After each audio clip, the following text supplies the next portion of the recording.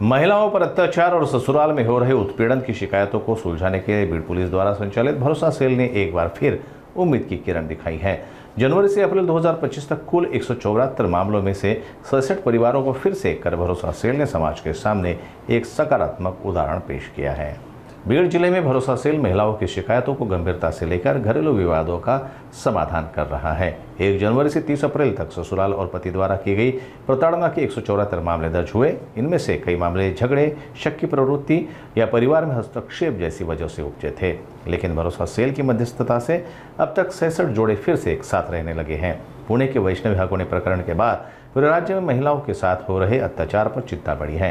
ऐसे में बीड़ पुलिस का यह भरोसा सेल महिलाओं के लिए एक सशक्त सहारा बनकर सामने आया है। भरोसा सेल बीड येथे आज पावेतो 1 जानेवारी ते एप्रिलपर्यंत जवळपास 174 प्रकरण आलेली आहेत आणि त्यापैकी 66 जणांचे संसार भरोसा सेल बीड यांनी फुलवले आहेत।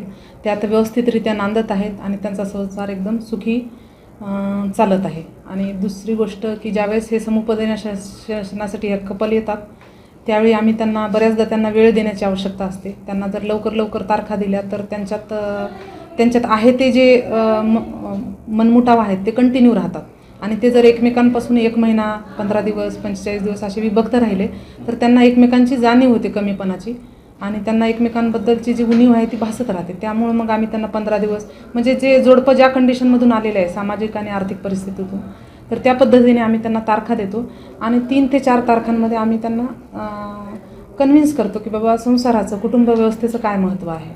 बऱ्याचदा घटस्फोटापर्यंत जाणाऱ्याचे एकदम किरकोळ कारणं असतात, जसं की इगो, दोघंही नोकरी करणे, आईवडिलांशी न पटणे, तर ह्या किरकोळ कारणावरून ते एकदम टोकाचं पाऊल उचलतात।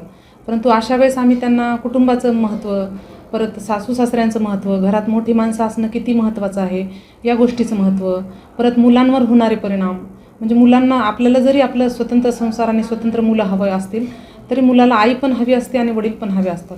तर अशा वेळेस जर मुलं ती भरकटली किंवा सिंगल पॅरेंटिंग झालं तर त्या मुलांच्या भावनिक अवस्थेवर फार गंभीर परिणाम होतात आणि एकंदरीत त्याच्या आयुष्यावरच परिणाम होतात। बीड जिल्हा हा भौगोलिकदृष्ट्या फार मोठा जिल्हा आहे आणि यातले तालुके पण मोठे आहेत आणि यामध्ये 28 पोलीस स्टेशन येतात जवळपास। तर बऱ्याचदा जे जोडपी आहेत ती समुपदेशनासाठी अर्जासाठी आंबेजोगाई, परळी, आष्टी या आंबोरा या विभागातून येतात आणि त्यांना इथं आल्यानंतर तारखा देण्यात त्यांचा वेळ, पैसे आणि श्रम सगळ्या गोष्टी वाया जातात। त्याचबरोबर ह्या गोष्टी त्यांच्या नातेवाईकांना पण फेस कराव्या लागतात। तर ह्या गोष्टी लक्षात घेऊन माननीय आमचे जे नवीन पोलीस अधीक्षक आहेत नवनीत कावत सर, तर यांनी एक निर्णय घेतला आहे की प्रत्येक विभाग स्तरावर म्हणजे SDPO कार्यालयात किंवा पोलीस उपअधीक्षक कार्यालयात नवीन भरोसा सेल स्थापन करण्यात येण्याची निर्णय प्रस्तावित आहे आणि लवकरच तो अंमलात येईल, जेणेकरून त्या एरियातले जे कपल आहेत, जोडपी आहेत किंवा त्यांच्या काय तक्रारी आहेत त्या लवकर तिथे अप्रोच होऊ शकतात आणि समुपदेशनाद्वारे त्यांचा वेळ, मेहनत, पैसा सगळ्या गोष्टी वाचू शकतात आणि त्यांना जर त्यातून त्यांचा मार्ग नाही निघाला तर ते संबंधित जे स्थानिक पोलीस स्टेशन्स आहेत तिथे लवकरात लवकर गुन्हा दाखल करून योग्य ती कारवाई करू शकतात।